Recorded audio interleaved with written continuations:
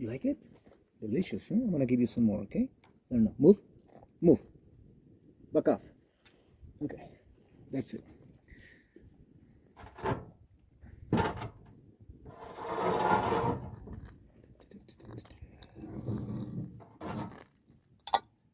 Okay.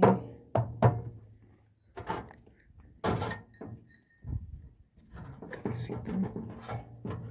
Vamos, 1, 2, 3. Okay.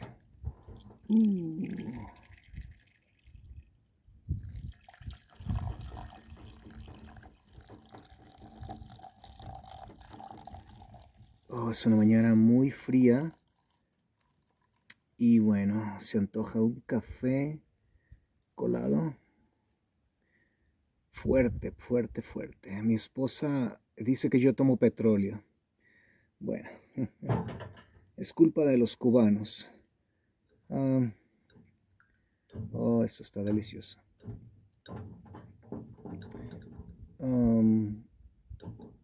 Digo culpa de los cubanos porque en Cuba me enamoré del café cubano. A pesar de que, bueno, el café que da el gobierno es mitad café y mitad chícharo le llaman allá. Y bueno, pero sabe a gloria, delicioso. Ok, bueno, estamos preparándonos para estudiar la porción de Pajashá Hashabua. Y en un momento iniciamos, pero creo que lo vamos a tener que hacer adentro de mi oficina porque el viento sopla aquí fuerte y el frío y el viento no son buenos aliados ni para la cara, ni para las orejas, ni para las manos. Entonces voy a preparar mi café, lo disfruto aquí, en este frío, y entramos a estudiar la porción de esta semana en un momento. Bueno, mientras se cuela bien mi café, les quiero dar una breve vista del rancho de la República Avi. Algunas personas me dijeron, ¿por qué no nos das una vuelta? Bueno, el rancho, la tierra es grande, pero bueno,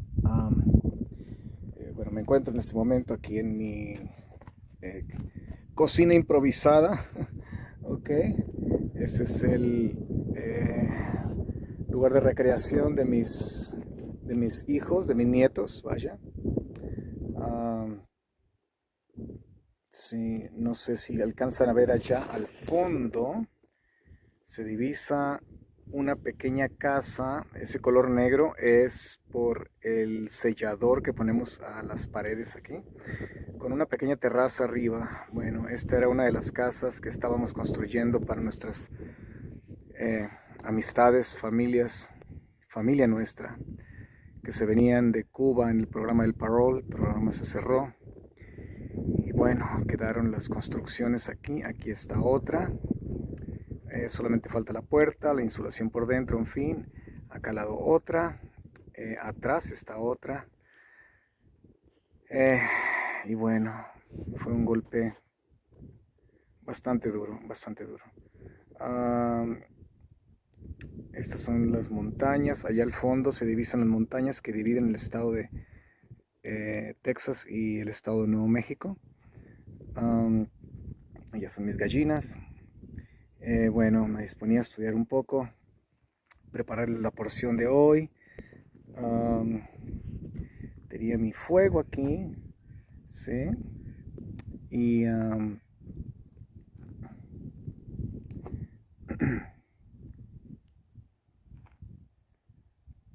este es mi palacio o mi casa, ¿sí? Con mi bandera, con mi asta aquí, pero la tengo enrollada en ese momento por los vientos. Ok. Entonces, la casita de mis nietos. La estamos arreglando, le estoy dando una pequeña maquillada. Esta es una loma que tenemos enfrente de nuestra casa, que cuando el sol cae en la gran ciudad, a 35 minutos de aquí, 40 minutos, aquí ya está oscuro. Apenas el atardecer está allá y aquí oscurece porque estamos a 1500 pies de altura aproximadamente de la ciudad. Um, sí, y bueno,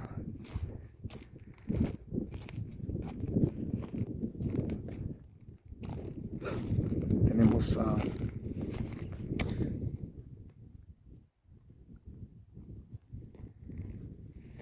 es la casa por atrás.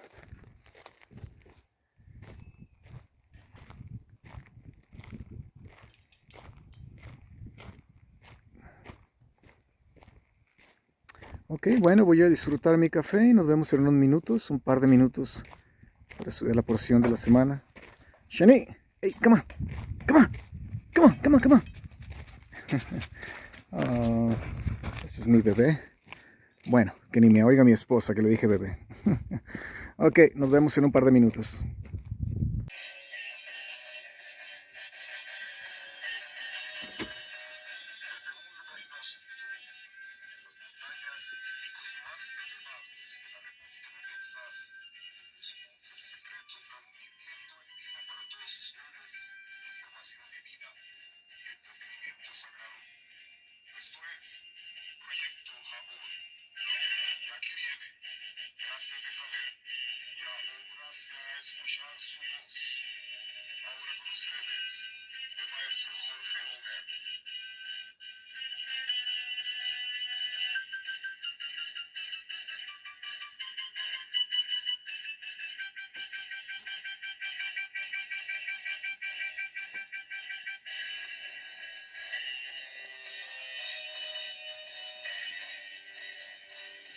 Bueno, lo prometido es deuda, como decimos, y estamos ya en nuestra oficina. Nos pudimos tomar nuestro café, lo disfrutamos.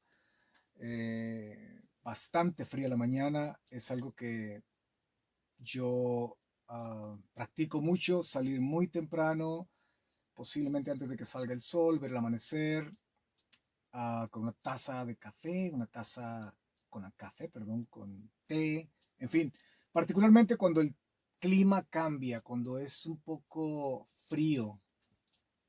Entonces, bueno, estamos ya aquí en nuestra oficina en lo más calientito, agradable, un clima perfecto y vamos a iniciar la porción que vamos a tener una pequeña reseña esta tarde de la porción de la semana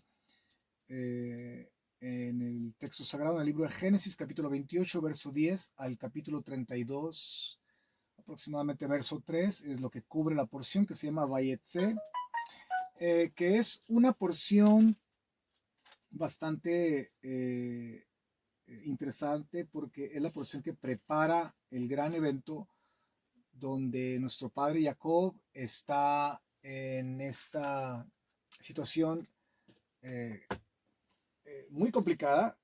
Su hermano lo persigue, su hermano lo quiere asesinar y bueno, pasa toda una noche luchando contra el ángel. En fin, ustedes saben todo lo que ocurre en esa porción que es bastante energética, vaya, poderosa, y este ser que aparece, que un ser enigmático, que hay, bueno, múltiples opiniones en cuanto a quién era el ser que pelea con Jacob, en fin, es algo que veremos la próxima semana, ¿ok? Entonces, pero esta semana, en esta porción, Vayetze, que significa y salió o fue o se fue, lo que significa en el hebreo, la comenzamos a estudiar, repito, desde el capítulo 28, verso 10 en adelante, el capítulo 32 hasta el verso 3. ¿Sí? Pero esta tarde quiero cubrir del capítulo 29 algunos versos que nos van a ser necesarios esta tarde. Algunos versos que vamos a estar cubriendo en el encuentro que tiene nuestro padre Jacob con nuestra madre Rachel, Rachel Imenu. El capítulo 29 inicia con Jacob, entonces prosiguió con presteza su viaje y fue a tierra de los hijos de Oriente, a la tierra de Harán, que es la tierra del norte, lo que hoy vendría a ser el norte de Siria, llegando a lo que es el río Éufrates, aproximadamente en esos límites. Verso 2 dice, y miró y en campo abierto vio un pozo con agua o un pozo de agua, ¿sí? Y 3 rebaños de ovejas cesteando junto a él, porque de aquel pozo solían abrevar a los rebaños, y una gran piedra tapaba la boca del pozo. Qué interesante. Bueno, piedras eran necesarias, y no era cualquier piedra, era una piedra enorme, pesada, obviamente, y eran piedras que se labraban, trabajadas, ¿sí? En forma circular. Um, ¿Por qué se cubrían los pozos? Bueno, porque imagina, si caía, no sé, un individuo, ¿verdad? Que se tropezó y cayó en el pozo. Bueno, nadie se dio cuenta. Eh, el, el, pozo, bueno, sufre esta contaminación por el cuerpo muerto. Y el pozo queda inutilizado básicamente hasta que, bueno, no sé qué procedimientos seguirían para extraer el cuerpo del pozo, desinfectar el pozo, limpiar el pozo, en fin, una serpiente, un pájaro, en fin, el pozo tenía que estar cubierto, ¿sí? Y recuerden que las aguas del pozo, que eran conocidas como Maim Haim, aguas de vida, aguas vivas, porque las aguas corrían por debajo de la tierra, entonces eran llamadas Maim Haim o aguas de vida, un concepto que para todos nosotros los creyentes, los hijos de la luz, particularmente aquellos que reconocemos, sabemos, amamos y estamos en espera de la manifestación de el gran personaje de los siglos y de la historia, que es nuestro Mesías y Señor Yeshua el bendito. Entonces, ese vocablo nos conecta con Él eh, eh, interesantemente en relación en varios pasajes, pero particularmente en aquel encuentro que Él tiene con la mujer de Samaria. ¿Recuerdan? En el registro de Juan, donde Él le dice a la mujer, bueno, mujer, sabes, mira, si tú tomas agua de aquí, es como si tomaras agua de botella, ¿verdad? Que hoy día el agua moderna que la desmineralizan, es por eso que el agua hoy día es increíble, el agua puede llegar a ser adictiva. ¿Por qué? Porque el agua desmineralizada, perdón, uh, no hidrata. Son los minerales los que hidratan, no el líquido que es el portador de los minerales, ¿sí? Entonces, lo que hacen las empresas modernas es desmineralizan el agua, wow, lo pronuncié correctamente, desmineralizan el agua. ¿Y qué sucede? Bueno, que ahora, obviamente, una botellita no es suficiente, hay que consumir 3, 4, y uno, bueno, culpa al calor inclemente, ¿verdad? He trabajado muy duro, es por eso que estoy hidratándome. Bueno, la persona piensa que se hidrata, lo cierto es que es un mero engaño para las células del cuerpo, y satisface por un momento solamente la cuestión del paladar, la cuestión eh, del momento inmediato, pero a largo plazo no sacia y no hidrata, ¿sí? Entonces, Yeshua el bendito le dice, lo que yo te voy a dar no es agua de botella, vaya, no es agua desmineralizada, esta agua es sabrosa, corre por bajo de la tierra, trae todos los minerales, pero lo que yo te voy a dar, ¿sí? Son Maim Haim, básicamente aguas vivas, correrán de tu interior ríos de aguas vivas, es el agua que yo doy, ¿sí?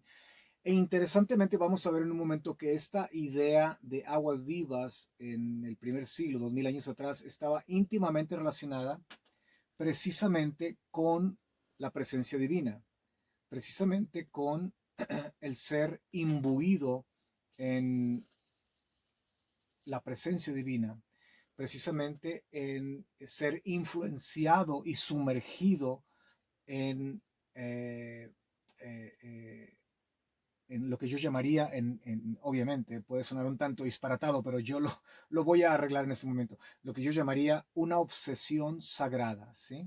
Entonces, el agua viva es básicamente un sinónimo o una figura o un tipo, una imagen de lo que es el reconectar con la divinidad, el reconectar con la presencia divina, el reconectar con Avinu, con el Padre nuestro, ¿sí? El tener esa cercanía nuevamente, el tener básicamente eh, eh, eh, la experiencia de volver a participar en una forma quizá no total aún, porque aún vivimos en un mundo eh, caído, vaya, en un mundo problemático, con un cuerpo también que se degrada, tiende a degradarse, pero en una forma como un anticipo tenemos el acceso a el ideal que es el jardín del Edén, el reconectar nuevamente con ese ideal, con Dios, con nuestro Padre, con nuestro Creador, con nuestro origen, vaya. ¿Sí?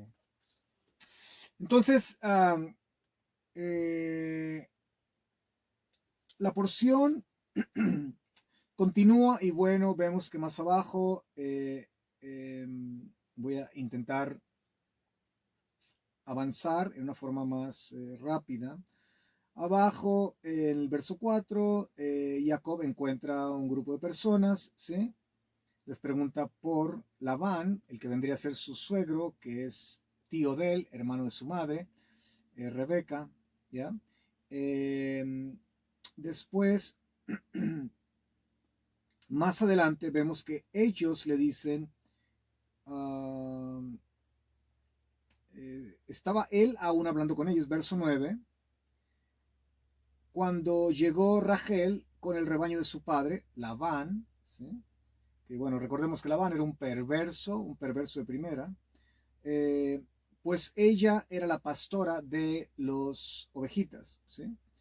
Y sucedió que cuando Jacob vio a Rachel, hija de Labán, hermano de su madre, y al rebaño de Labán, hermano de su madre, Jacob se acercó y rodó la piedra de sobre la roca del pozo y abrevó el ganado de Labán, el hermano de su madre. Interesante porque el verso es como un tanto para nosotros en la lectura en español, suena un tanto redundante, ¿verdad? Es como que quiere realmente convencernos de que esto quedó en familia, ¿sí?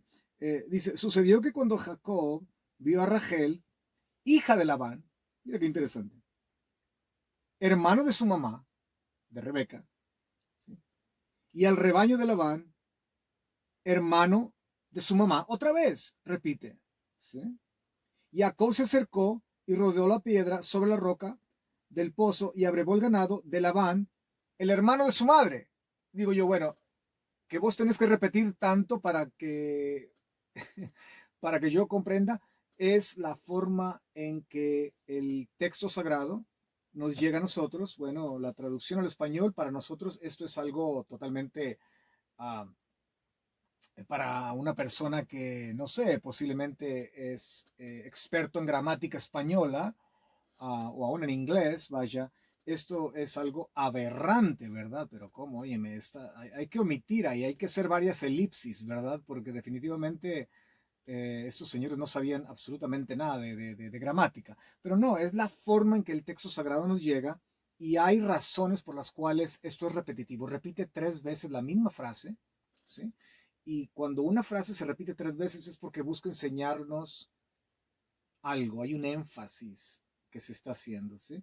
Um, pero bueno, como no es lo que nos toca estudiar por ahora, vamos a pasarnos esto y vamos a el punto. Jacob le declaró a Rachel que él era hermano de su padre e hijo de Rebeca. Aquí hay una aparente contradicción, pero es solo aparente, porque ahora dice que él era hermano de su padre, cuando básicamente en los versos, el verso anterior está diciendo que Labán era hermano, o sea, el padre de Rachel era hermano de la mamá de Jacob, o sea, tío de Jacob. Por consiguiente, Jacob es primo de Rebeca, perdón, primo de Rachel, ¿sí? Pero acá el verso 12 dice que es hermano de Labán. Bueno, no es contradicción, es simplemente la costumbre antigua de introducirse eh, uh, como en un sentido amplio como pariente, ¿sí? Por ejemplo, nosotros decimos nuestro padre Abraham, ¿sí? Bueno, claro, él no es mi padre inmediato, pero hay una familiaridad con Abraham y decimos nuestro padre Abraham. Es un lenguaje que se usa así. Eh, Jacob le declaró a Rachel que él era hermano de su padre e hijo de Rebeca, y ella corrió y lo declaró a su padre. Aconteció que cuando Labán oyó la noticia acerca de Jacob, el hijo de su hermana, otra vez corrió a su encuentro y lo abrazó, lo besó efusivamente, etcétera, etcétera. Lo llevó a su casa, en fin, ¿ok? Um, bueno, cuidado, Jacob vino padre, porque Jacob, porque te esperan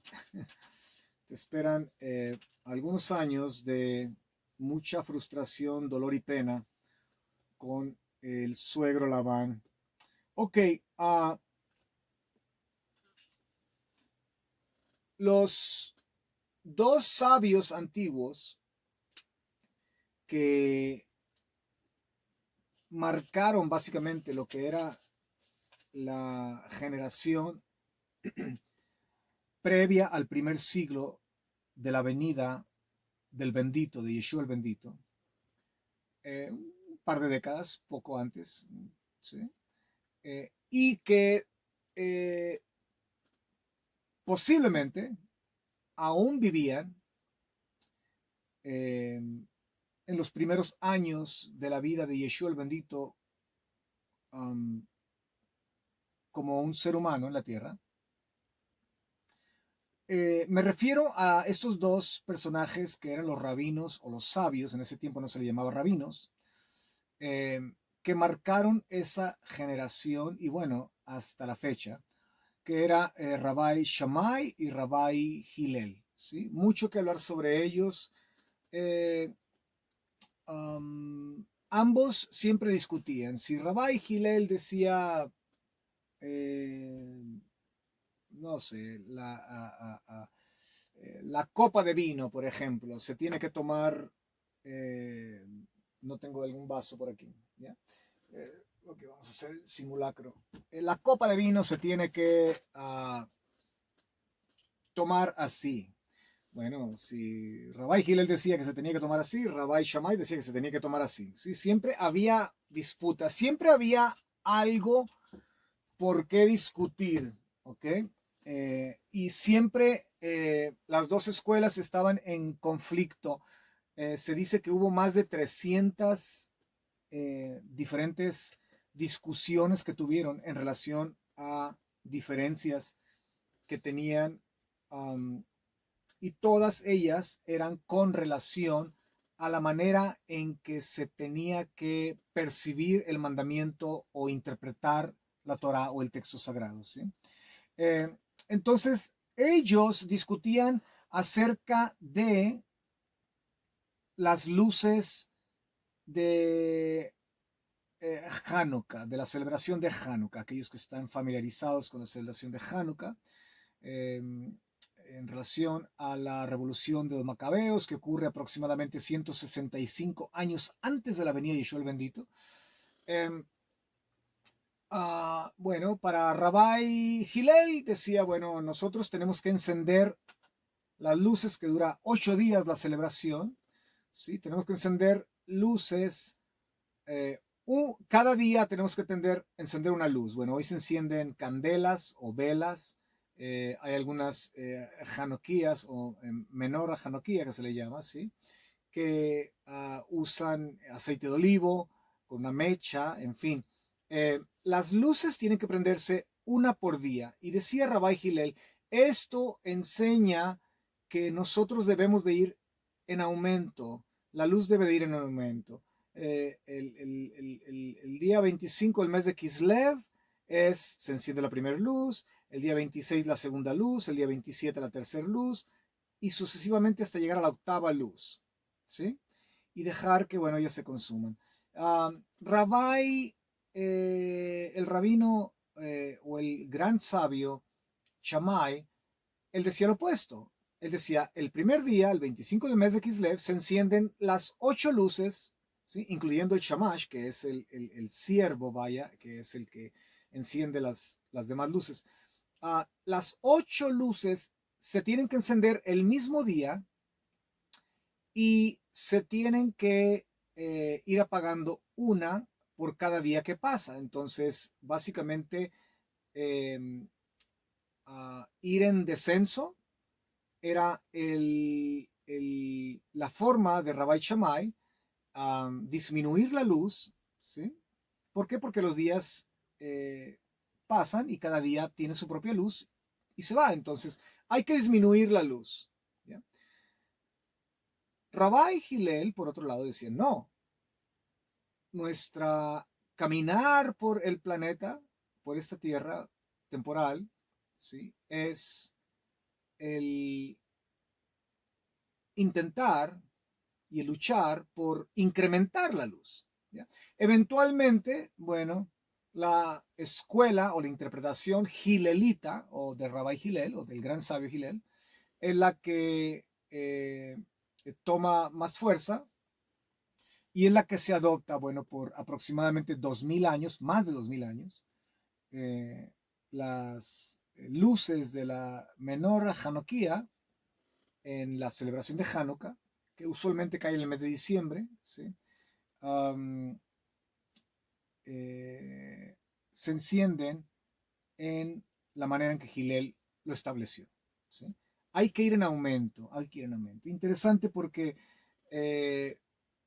esa es la tendencia que nosotros debemos de tener, ¿sí? Hoy día, cuando ves a gente, por ejemplo, que todo lo que hacen es increíble, digo yo, pero un día lo van a lamentar, lo van a llorar con lágrimas de sangre. ¿Cómo puede ser que todo el día estén viendo tonteras, nonadas, estupideces, eh, y aventando la vida en un aparato, tirando la vida, derrochando la vida? ¿Sí? Básicamente eh,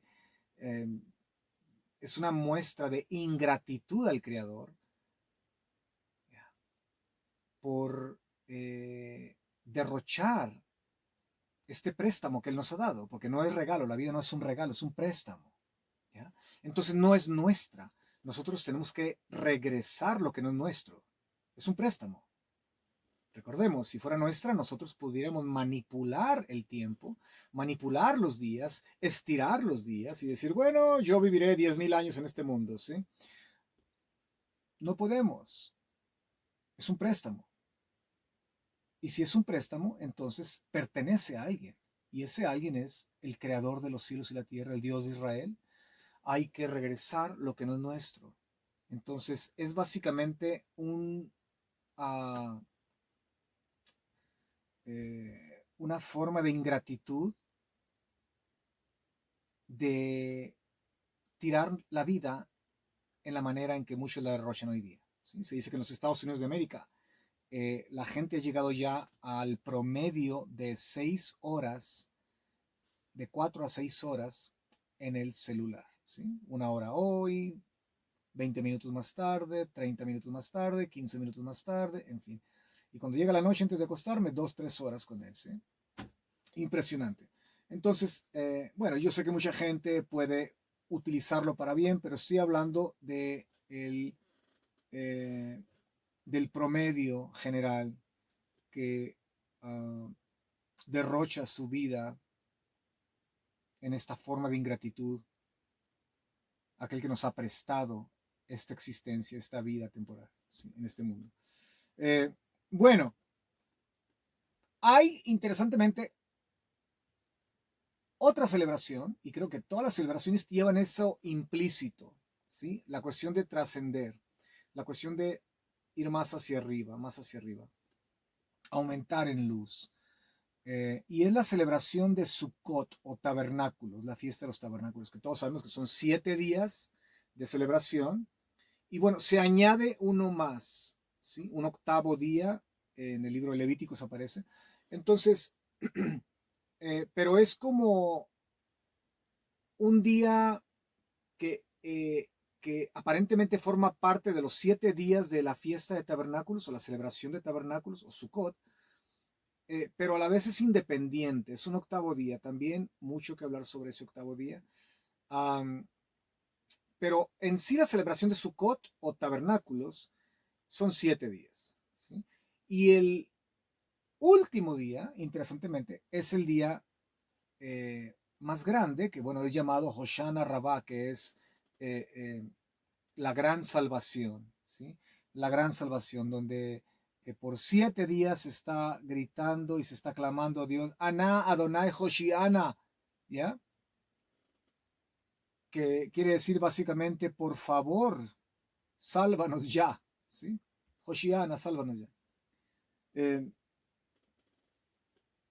y bueno, 7 días de celebración y el octavo día, hay algo muy interesante, porque en el octavo día, perdón, el séptimo día, ya estoy yéndome al octavo día, el séptimo día, que es el último día de la celebración, es el día que de más regocijo, vaya. De hecho, la historia judía dice que si nadie ha estado en Jerusalén en los tiempos del templo, en Sukkot, en la fiesta de tabernáculos, entonces no has conocido el verdadero gozo en este mundo, ¿sí?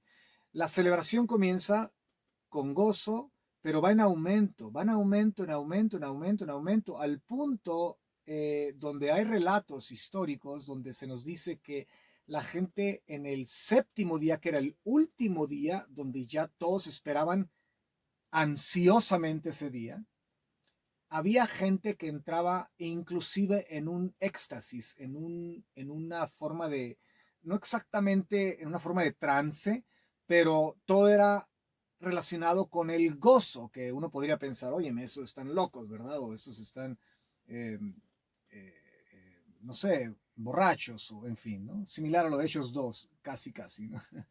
Entonces, nada más que lo de Hechos 2 es Shavuot, Pentecostés, ¿no? Pero la misma experiencia, el gozo, un gozo que te arrebata todo, ¿sí?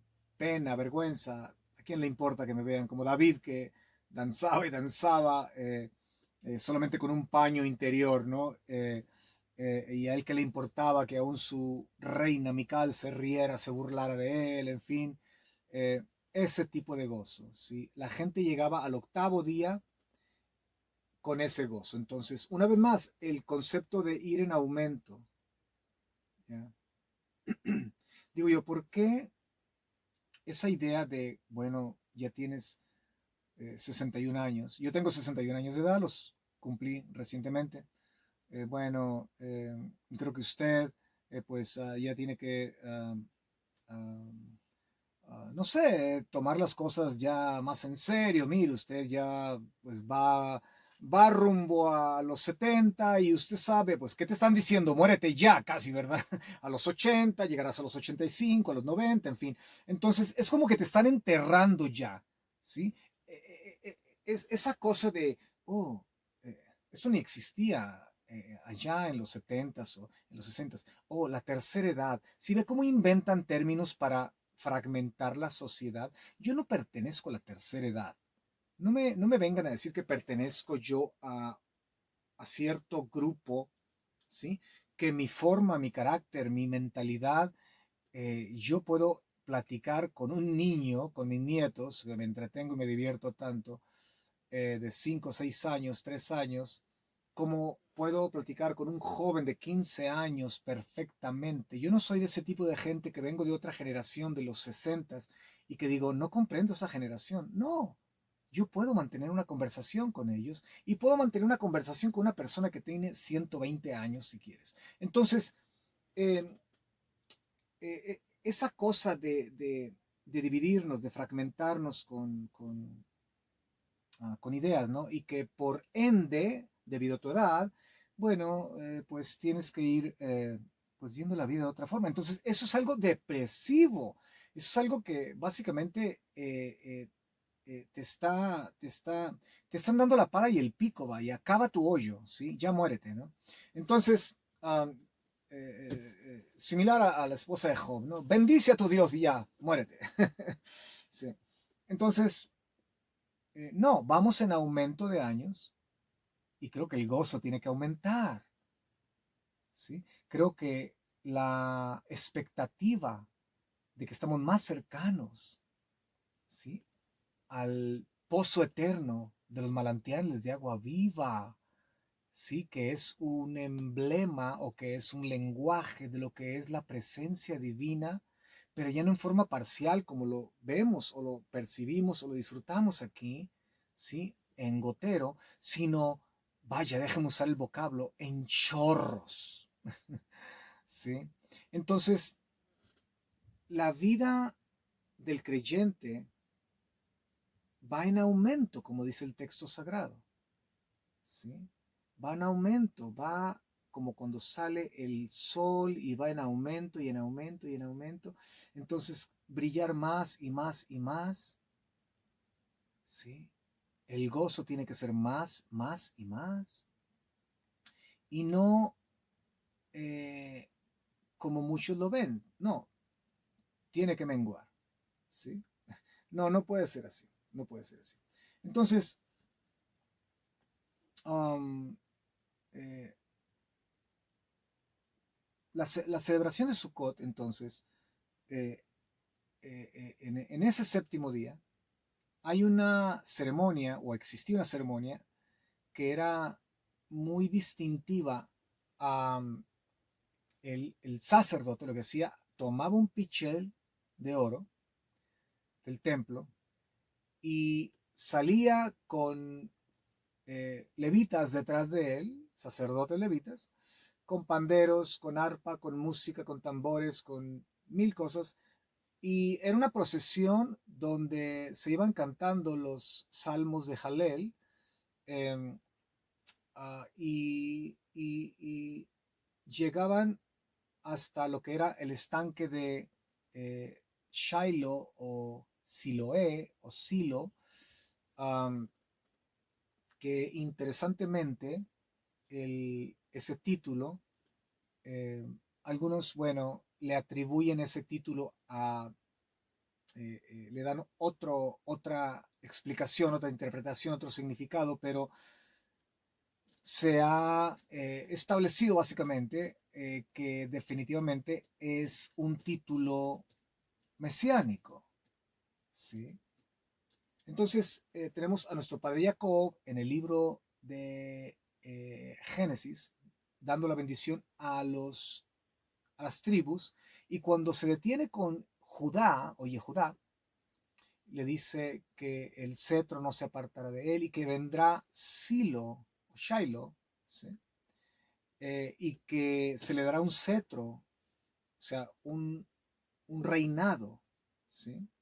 Y que el reinado nunca faltará de la casa de Jacob, o sea, es un reinado eterno básicamente. Entonces tenemos esta pieza del rompecabezas mesiánica en esa bendición de nuestro padre Jacob a Judá, ¿ya?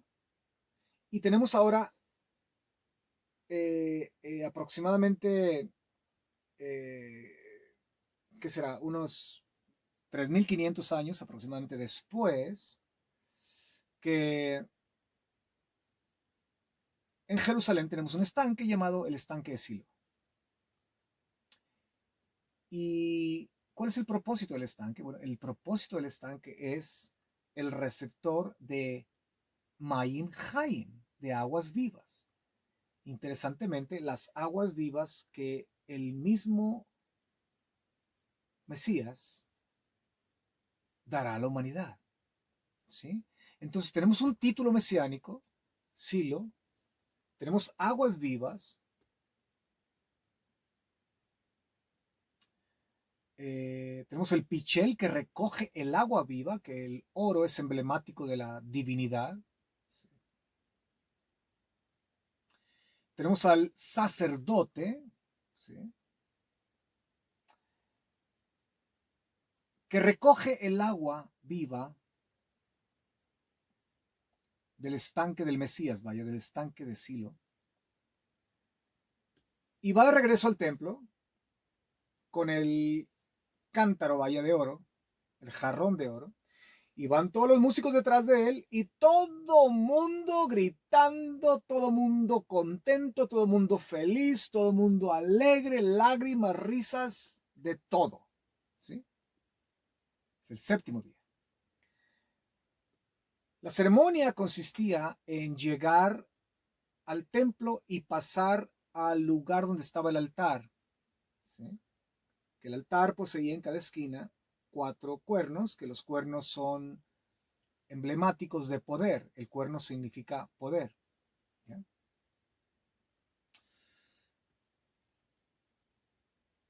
Y el sacerdote se ponía frente a la multitud, que estaban todos frenéticos, ¿ya? Y todos sostenían las ramas de lo que llamamos el lulav, ¿sí?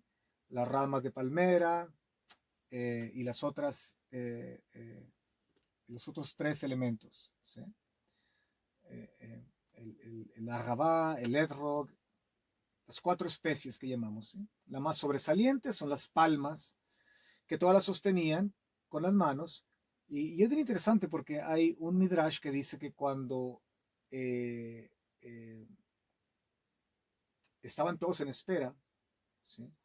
Que las eh, palmas que tenían en las manos se doblaban todas, se inclinaban hacia el altar. Imagínate, tenemos decenas, veintenas, posiblemente cientos de miles de personas, ¿ya? De todo el mundo, judíos de todo el mundo, en ese momento, en esa ceremonia. Y qué evento, poder visualizar esas ramas que se inclinaban o se humillaban ante el altar, particularmente la ceremonia que estaba por efectuarse. ¿Sí? Ahora, eso no está en la Biblia, no está en la Torá, claro, claro. Es un midrash nada más. Y recuerden que el midrash no es realmente literal, pero es un comentario que nos enseña alguna verdad, ¿sí? Nos enseña, una vez más, a crecer, a incrementar en conocimiento, en sabiduría, en amor. Entonces, el Midrash está allí para eso, ¿sí? Por eso el Midrash es hiperbólico, por eso el Midrash maneja un sinnúmero de lenguajes que son, eh, eh, eh, que no son literales, vaya, ¿sí? Ok, bueno, entonces, están todos con las ramas, y cuando el sacerdote va a derramar el agua, ¿sí? En los cuernos, todo mundo en silencio. Todos están a la expectativa a la ceremonia de lo que se llamaba la libación, que era derramar las aguas vivas. Mira qué interesante. Las aguas vivas que solamente el Mesías podía dar, y esto no solamente es algo que encontramos en los registros del bendito llamado los evangelios, pero era algo que ya se conocía, que el Mesías iba a ser el dador de las aguas vivas, quiere decir, el Mesías iba a ser el portador de la presencia divina, el Mesías iba a ser el dador de la presencia divina o del Espíritu puro y santo. Ruach HaKodesh.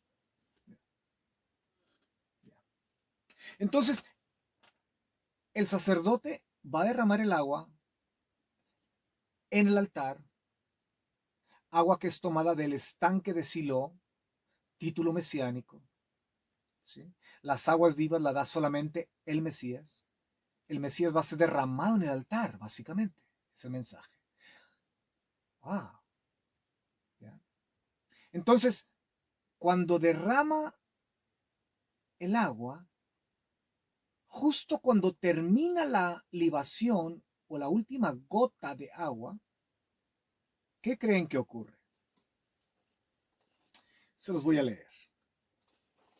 Usted lo ha tenido siempre en el registro de Yohanan o Juan, capítulo 7, y tenemos al bendito desde el capítulo 7, todo el capítulo 7 es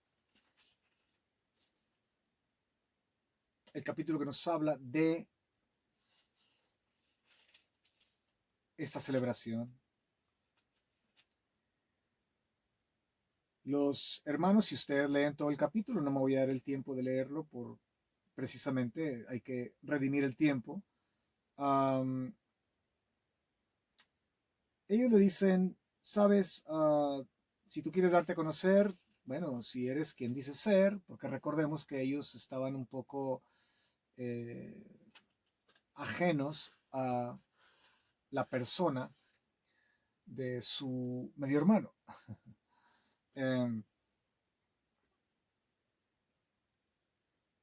Pero todo aquel que quiere darse a conocer, bueno, no se queda encerrado en casa, porque no sales, vas y te promueves y haces un espectáculo allá, ¿no? Y Yeshua el bendito le dice, no, yo no voy, no voy, vayan ustedes, ¿sí? Entonces, aquí hay algo bien interesante porque eh, particularmente vivir en Israel y no ir a la celebración de Sukkot por los 7 días, no era algo correcto, no era algo bien visto, en fin, ¿sí? Algunos se han atrevido a decir que Yeshua el bendito no fue los 6 días de la celebración, pero que hace su aparición al séptimo día, o sea, el último día de Sukkot, de tabernáculos. Otros dicen que sí fue, ¿sí? Pero escondidas. Entonces, el texto es muy ambiguo y no nos da eh, una clara impresión de cuál de las dos sería la más certera, ¿sí? Pero bueno, el punto es que leyendo todo el capítulo, uh, cuando llegamos al verso 37, que es lo que más me interesa en este momento, voy a leer del verso 37 al 39 en pleno español.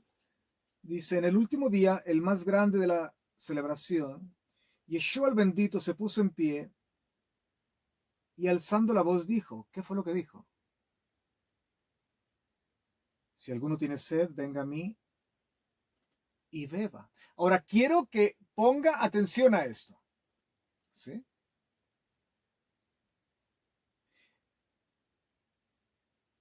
El sacerdote está echando el agua a los cuernos del altar, ¿sí? Donde también había unos lulaps, unas palmeras. Y justo cuando echa la última gota, es cuando termina la ceremonia, ¿sí? Y todo el mundo empieza otra vez la algarabía, la alegría, los gritos, la danza, en fin, ¿sí? Pero justo cuando la última gota cae, quiero que use su imaginación. La imaginación es un regalo de Dios. ¿Ya? Ese sí es un regalo. Y de hecho, en nuestra fe, la imaginación juega un papel muy importante. Al padre de la fe, a nuestro padre Abraham, Dios le dice, mira las estrellas, así será tu descendencia. O sea, usa tu imaginación. Sí. Usemos nuestra imaginación por un momento. Cae la última gota en el altar y antes de que todos empiecen otra vez con la danza, los gritos y toda la alegría, un joven de aproximadamente 30 años de edad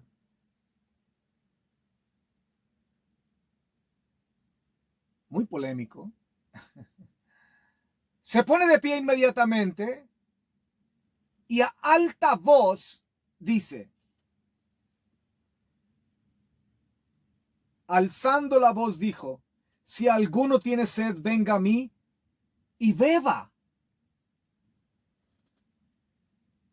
¡Wow! ¡Ajá! ¡Wow!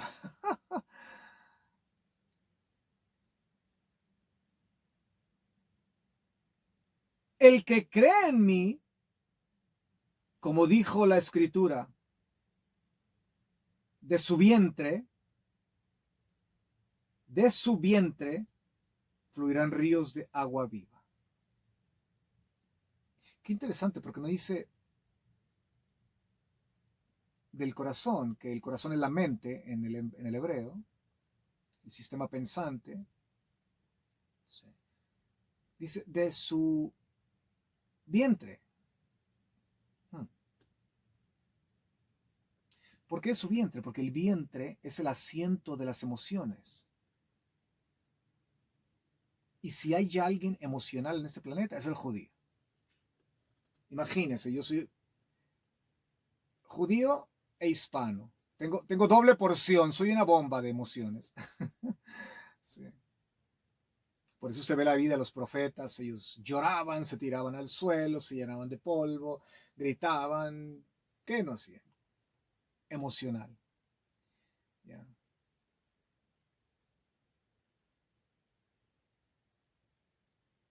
Estudiando un libro de un científico judío de apellido Rubin, uh, muchos años atrás, hace que posiblemente 17, 18 años atrás, um, un libro de ciencia, me pude dar cuenta de lo que la Torah enseña por miles de años y lo que supuestamente hoy día se ha descubierto en la ciencia. Bueno, hoy se sabe en la neurociencia que tenemos básicamente dos cerebros. Así es. Un cerebro, el que todos conocemos, ¿sí? El cual sabemos que el cerebro no es el alma, no es la mente. El alma que posee la mente trabaja por medio del cerebro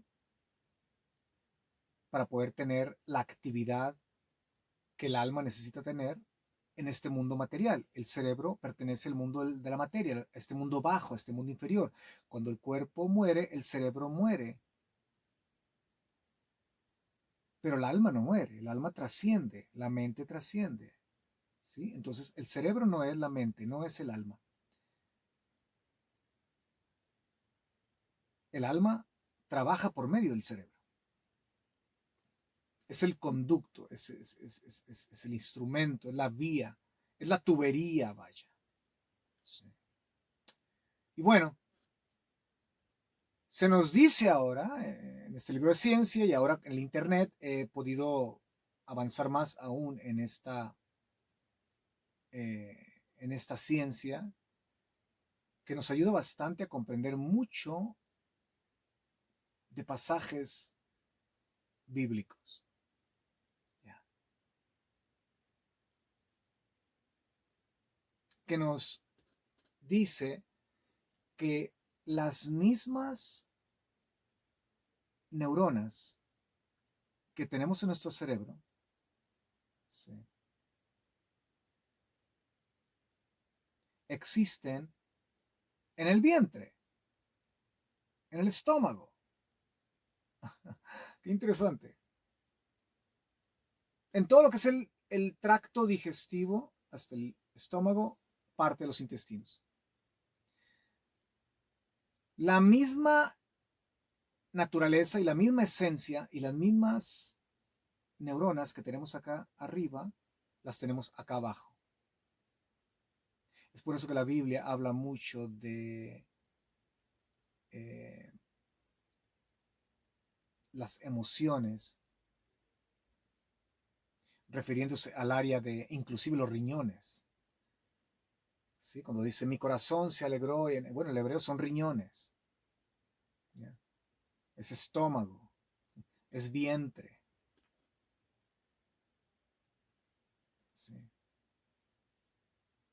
Y qué interesante, porque aquí tenemos un problema serio, particularmente en el mundo hispano, ¿se ha dado cuenta que el hispano muchas veces no piensa con este cerebro o no toma decisiones con este cerebro? Tomamos las decisiones o pensamos a veces con las emociones, con los sentimientos. Oh, me humilló. Oh, no, no le hablo. Sí, en lugar de razonar, bueno, ¿por qué me humilló? Oye, voy a intentar solucionar este problema. ¿Sí? No, las emociones nos toman y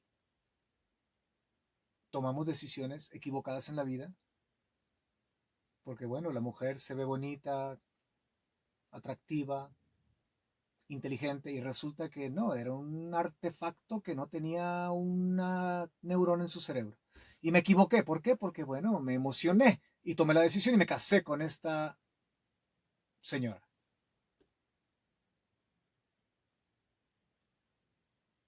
Y no son ejemplos vagos. Tomamos decisiones serias a veces. En el mundo hispano se da mucho esto. Tomamos decisiones que nos han metido en problemas porque utilizamos no el cerebro pensante, sino el, llamémosle, cerebro emocional. ¿Sí? Entonces, tenemos toda esta algarabía, toda esta cosa, toda esta emoción.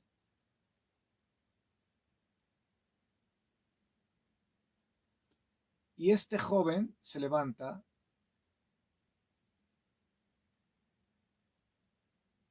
no pensando con el estómago, sino con el intelecto espiritual, con la razón espiritual. ¿Sí? Y dice, el que cree en mí, como dice la escritura, desde su vientre. Básicamente, el aspecto que nos hace a nosotros eh, tener empatía, tener emociones, sentimientos. ¿Sí? Aquello que es parte integral de nuestra humanidad. ¿Sí? Desde su vientre fluirán ríos de agua viva. Ah.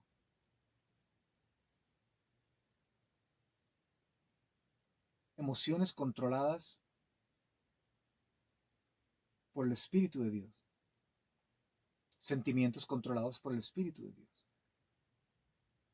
Y por ende, si el Espíritu de Dios está en control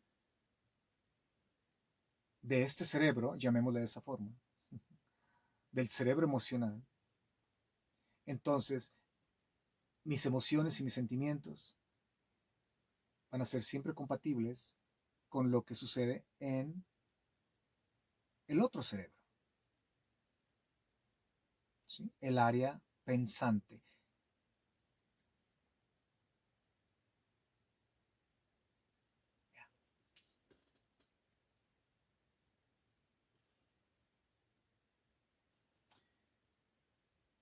El que cree en mí, como dijo la escritura, de su vientre fluirán ríos de agua viva. El que cree en mí, la palabra creer es muy importante porque a veces pensamos que es creer solamente intelectualmente.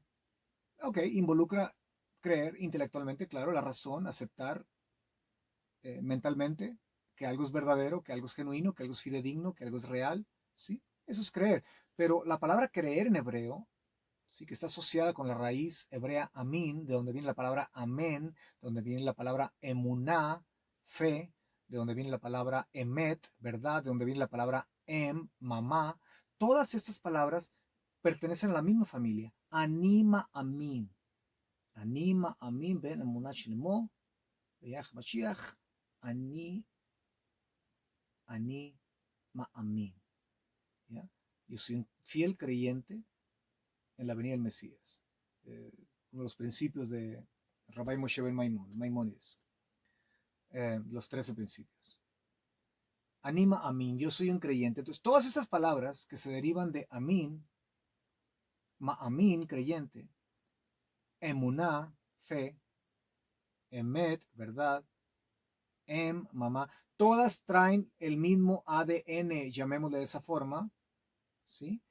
¿Qué quiere decir el mismo ADN? Que todas ellas contienen la esencia de la raíz de cada una de esas palabras que mencioné, que es amín, que significa algo estable, algo firme, algo inconmovible. Básicamente, creer a Dios es establecer mi vida entera, mental y emocional, sentimental. Los dos cerebros. ¿Sí? Establecerme en Dios. Que esto sea compatible con esto y esto con esto.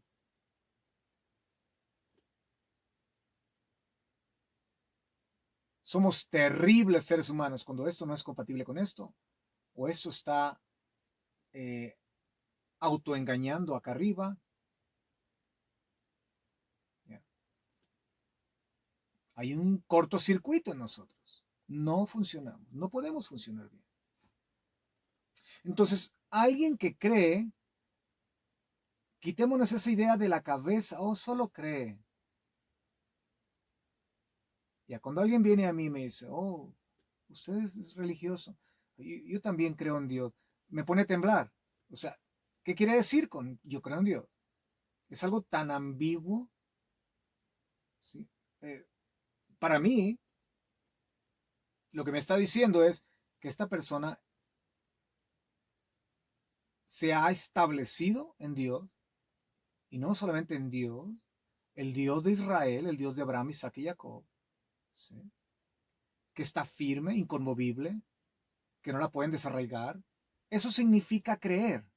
Por eso Abraham creyó a Dios, le fue contado por justicia. Abraham se estableció, se afirmó. Él dijo, aquí nadie me mueve. Inconmovible. Y Abraham fue declarado padre de la fe, porque en el hebreo ese pasaje se puede también entender que básicamente le dice a Dios, y así como yo me establezco y me afirmo en ti, establece tu plan, tu diseño y tu programa para la redención humana en mí. O sea, Abraham no fue llamado padre de la fe simplemente porque, ay, le creo a Dios que me va a prometer un hijo. Fue más allá de eso. Él se afirmó en Dios, se estableció en Dios. Sí. Pero también con esa actitud invitó a Dios a que Dios estableciera su agenda en él, afirmara su agenda en él. Y vaya que él lo logró. Aquí estamos. Sí. ¿Cómo crees en Dios? Sí.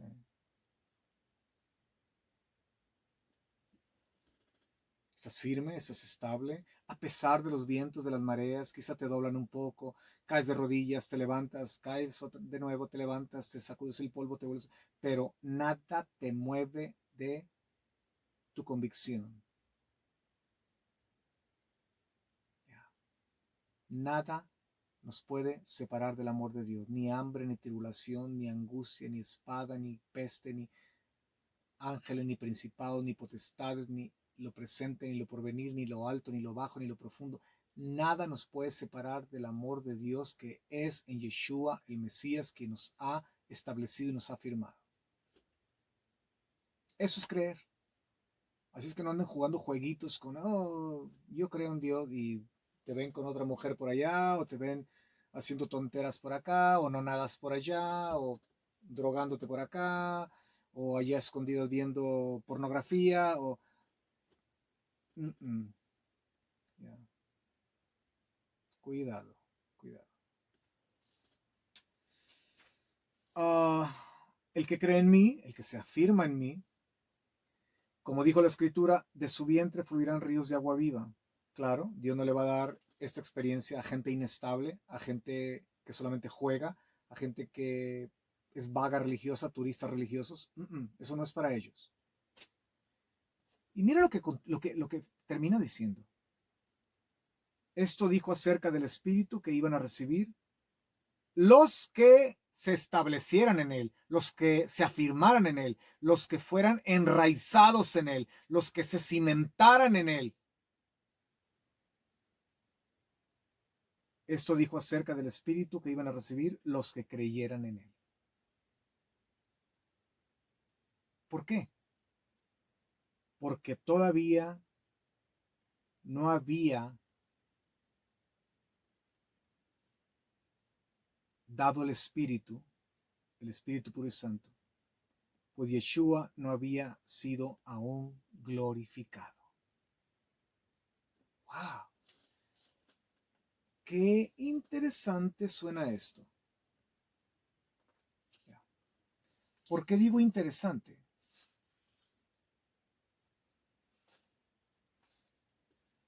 Porque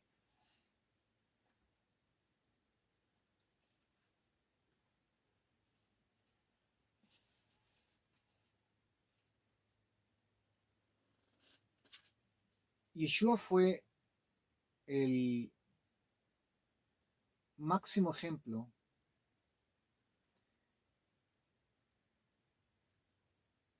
de la ascensión como humano, de la demostración de la luz. ¿Sí?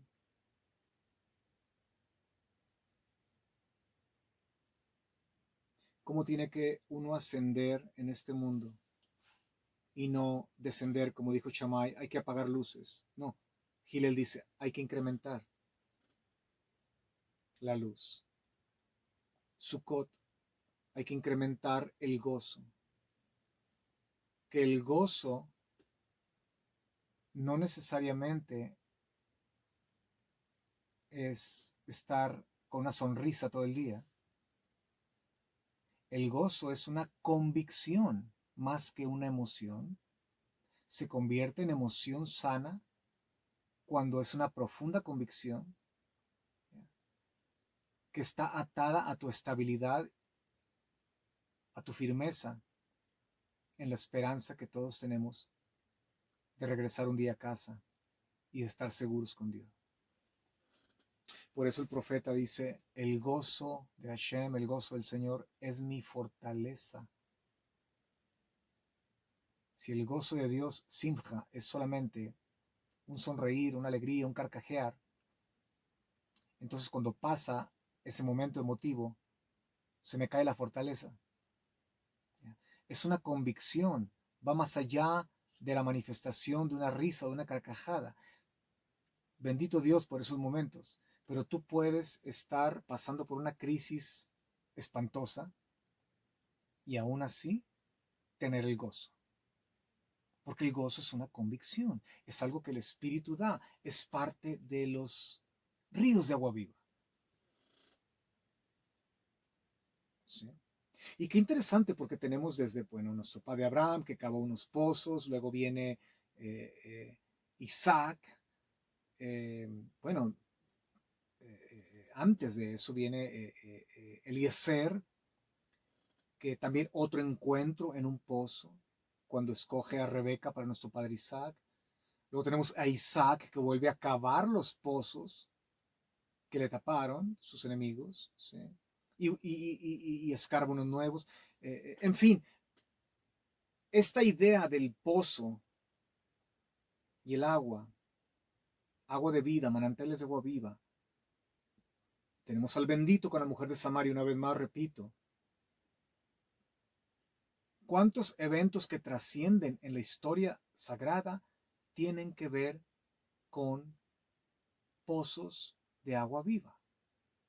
Es como que nos están apuntando a algo que eventualmente trascenderá.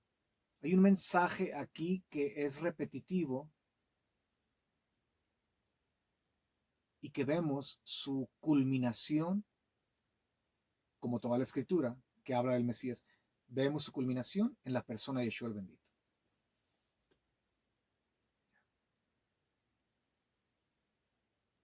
Similar, no igual, pero similar al pasaje de Sukkot, donde debemos de igual ascender en gozo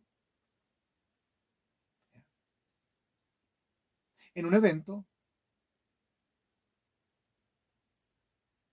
de una importancia tan relevante para el judío de aquel tiempo. Y digo de aquel tiempo porque hoy que hay templo no se puede llevar a cabo esa ceremonia. ¿Sí?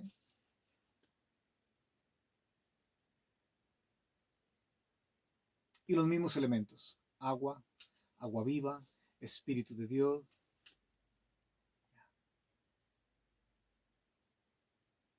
Pero el evento, yo creo, más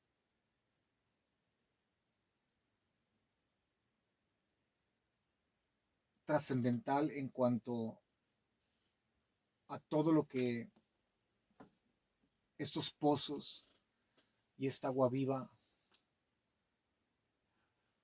el evento más trascendental, creo yo, que todo esto nos apunta, la dirección a la cual nos manda, tiene que ver precisamente con la explicación de este verso. ¿Qué es lo que significa el verso 39 que recién leímos? Capítulo 7, verso 39, que dice: esto dijo acerca del Espíritu en relación al agua viva, ¿sí? A los ríos de agua viva. Esto dijo del Espíritu que iban a recibir los que creyeran en él, porque todavía no había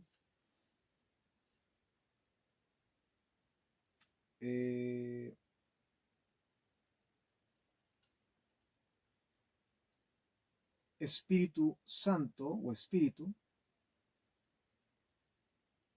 pues Yeshua el bendito no había sido aún glorificado. Bueno, si regresamos a nuestro pasaje de partida, que es la porción Vayetze, hay algo aquí muy ilustrativo, ¿sí?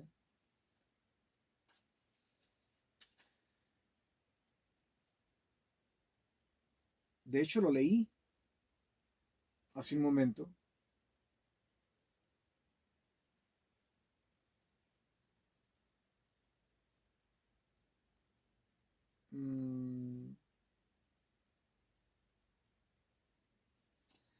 Capítulo 29, verso 8 de Génesis dice: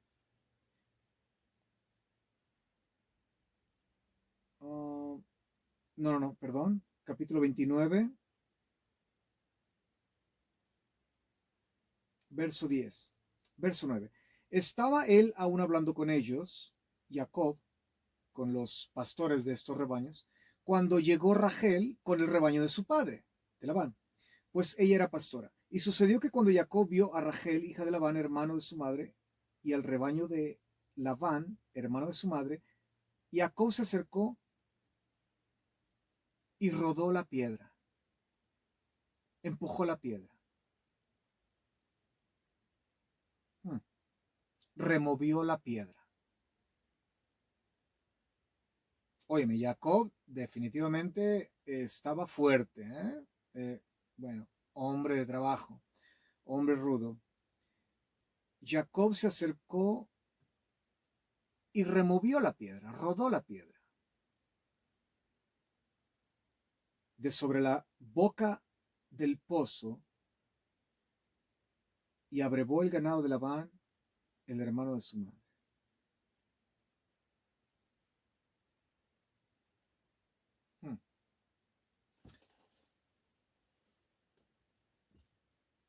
Si este asunto de las aguas vivas, del pozo, en los profetas hay un lenguaje donde Dios dice: han cavado cisternas. Es el libro del profeta Jeremías. Han cavado cisternas para sí, cisternas que están secas, no tienen agua. Y me han abandonado a mí, dice. Sí. La cisterna que les da el agua viva.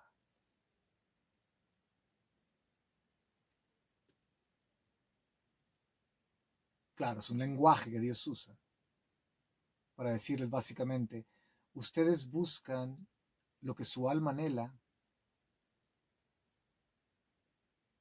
pero están buscándolo en un lugar equivocado. Me han abandonado a mí, quien soy yo, el pozo de agua viva, básicamente, la cisterna con agua viva, la única que puede saciar tu sed.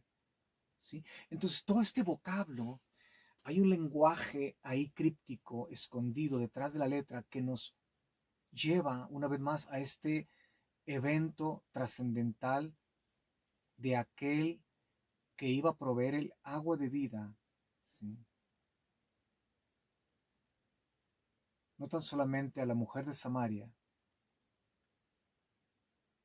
que en ese encuentro le dio un gotero nada más, no solamente al pueblo judío, pero a la humanidad entera sedienta de significado. Porque si hay sed en el ser humano, en el alma del ser humano, es precisamente sed de significado, de propósito, de razón.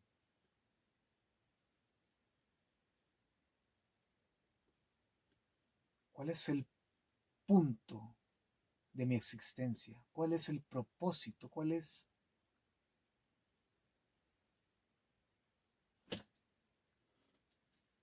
qué puede saciar un alma que constantemente está haciéndose esas preguntas?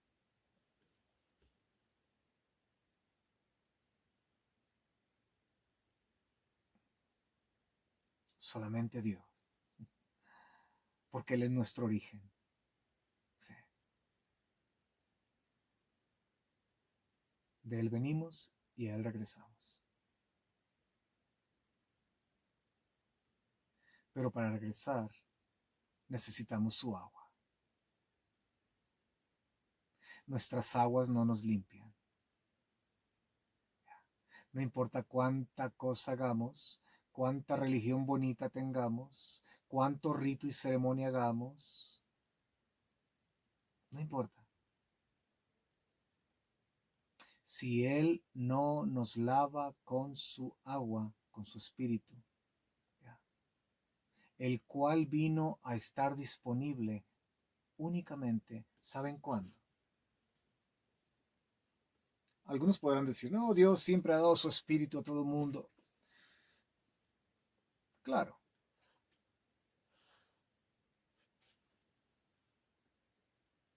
claro. Pero el espíritu fue derramado sin medida, o el agua fue derramada sin medida,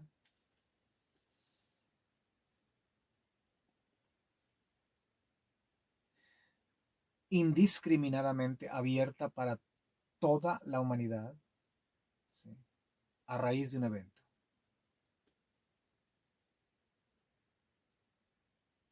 A Moche Dios le dio agua, pero a caudales, en abundancia, de su espíritu. Dios le dio de su espíritu abundantemente. A Josué, a Isaías, a Elías.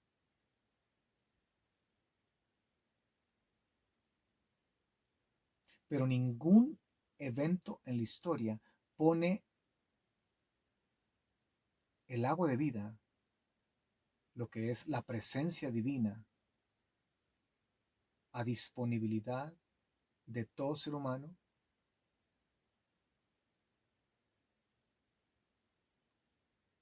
si simplemente toma la decisión de afirmarse en Dios,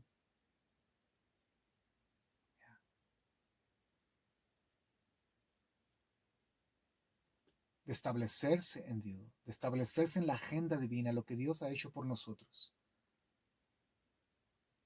a través de un evento.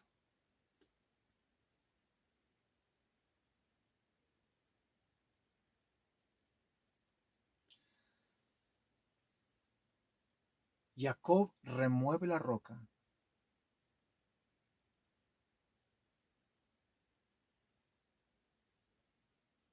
y otros pueden beber.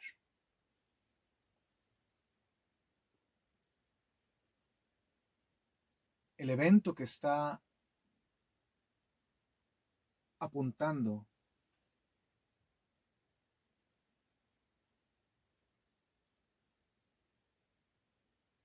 este pasaje y la razón por la cual ahora tenemos acceso a las aguas vivas en una forma abundante es porque la mano del cielo removió la roca del sepulcro donde el destructor de los dioses, Yeshua el Mesías, el bendito, Yeshua ben Yosef, se convierte ahora en Yeshua ben David. El Mesías sufriente ahora se convierte en el Mesías que conquista, el Mesías triunfante, el Mesías que vence a los dioses y que destruye a los dioses y que los exhibe públicamente, porque ya no hay manera de retener las aguas que vienen de los cielos, porque ahora el Espíritu de Dios es dado sin medida a todo aquel que se establece y cree en el destructor de los dioses, Yeshua el Mesías, el Redentor, el camino, la verdad y la vida, y no hay más manera de poder obtener esa agua sino a través de él.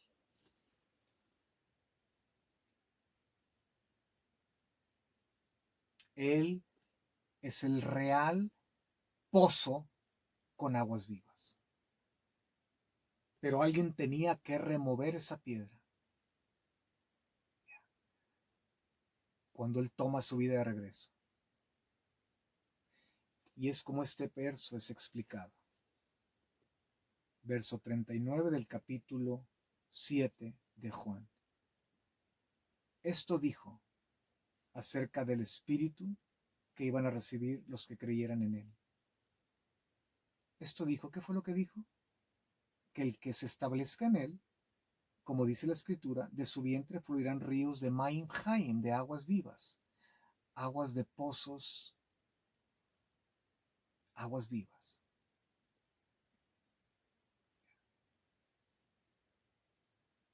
Esto dijo acerca del Espíritu que iban a recibir los que creyeran en él, los que se establecieran en él, porque todavía él no había dado el Espíritu,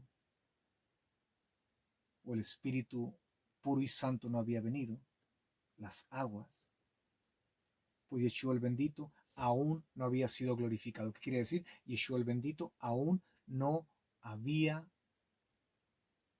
resucitado a los muertos, aún no había vencido a los que tenían el imperio de la muerte. Aún no había vencido a todas esas compañías de agua que engañan al mundo, sí, a todas esas compañías que dicen, oh, mira, tenemos el mejor agua, así que te la desmineralizan, que le quitan esto y que le meten químicos y le meten tanta cosa.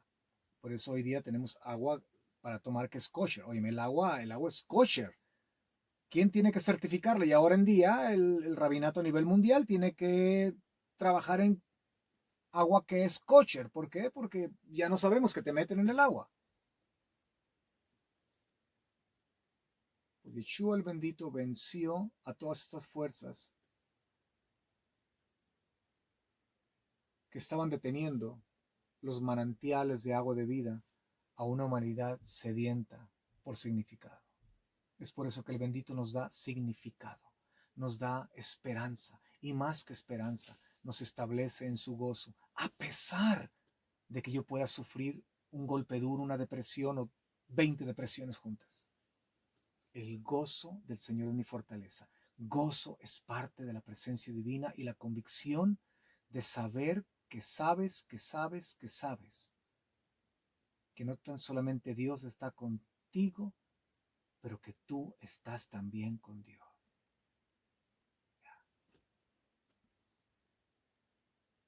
no tan solamente te has establecido en Dios a través de ese gran evento, ¿sí? Pero Dios ha decidido establecerse en ti también. Y es por eso que el verso dice que esto dijo para aquellos que iban a recibir el Espíritu, porque la roca aún no había sido removida aquí. Pero cuando la roca es removida de ese pozo donde estaba ese cuerpo inerte, y él vuelve a tomar la vida, porque él dijo, nadie me la quita, yo la pongo y tengo poder para tomarla de nuevo. Cuando él toma su vida de nuevo, él muestra que él se convierte en el destructor de los dioses, en el destructor del imperio de la desesperanza, en el destructor de aquellos que te vendían el agua embotellada. Para este propósito apareció el Hijo de Dios, para destruir las obras de Satán, el imperio de la muerte.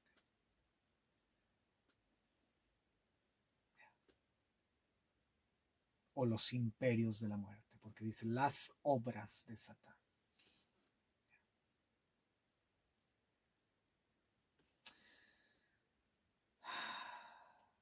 El imperio de la muerte fue humillado y vencido por la resurrección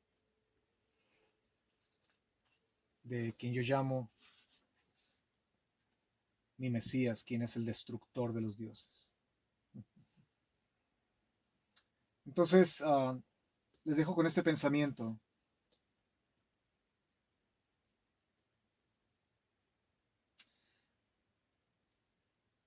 Nuestro Mesías, nuestro pozo de agua viva,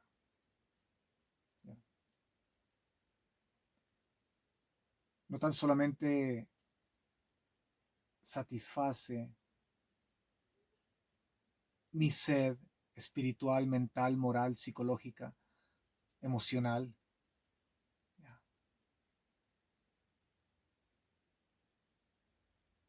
pero Él también nos hace mini pozos. Esa es la idea. Nos hace fuente de satisfacción para otros. Nos hace fuente de inspiración para otros. ¿Sí? Nos hace personas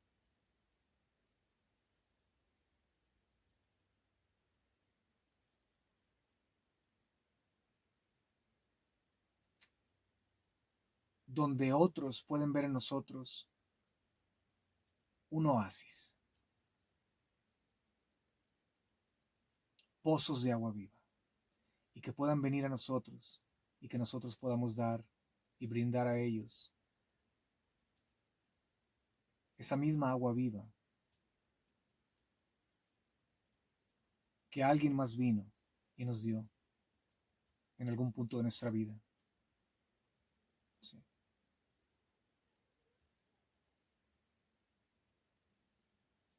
Ayudar a otros a remover esa piedra para que puedan tener acceso al agua. Así como hubo alguien que me removió la piedra a mí para que yo pudiera beber del agua de vida. En aquel momento de desesperación, cuando llegué abatido, sin fuerzas, cuando llegué a establecerme en Dios, cuando llegué a confiar en Dios.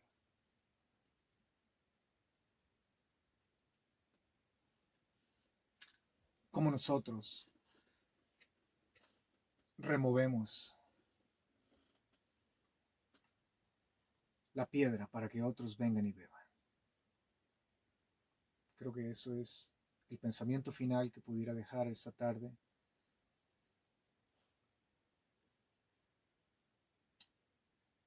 Y que creo que puede ser demasiado útil para todos aquellos que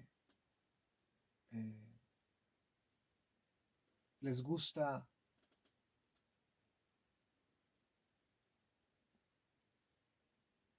y les atrae el pensamiento crítico de las cosas que trascienden. Seamos pues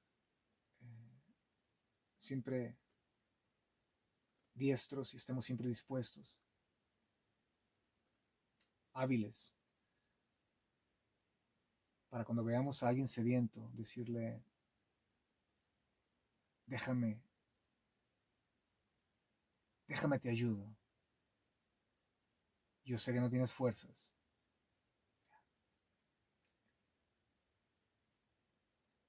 Yo te ayudo. Sé que has tomado agua embotellada.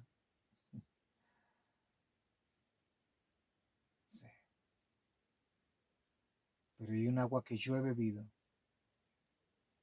Y esta agua te va a rejuvenecer. Como el águila te va a dar fuerzas como el búfalo.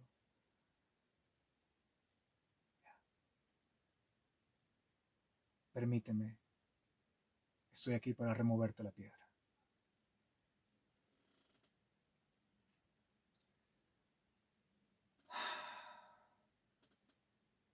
Bueno, gracias. Gracias por permitirme una vez más llegar hasta lo más íntimo de tu vida, que es tu sistema pensante, tu corazón. Y espero que esta breve meditación, esta clase, sea de extrema utilidad para todos ustedes. Me despido desde la República de Texas, esperando que pasen una bella, hermosa semana, esperando verlos en el próximo video. Shalom, shalom.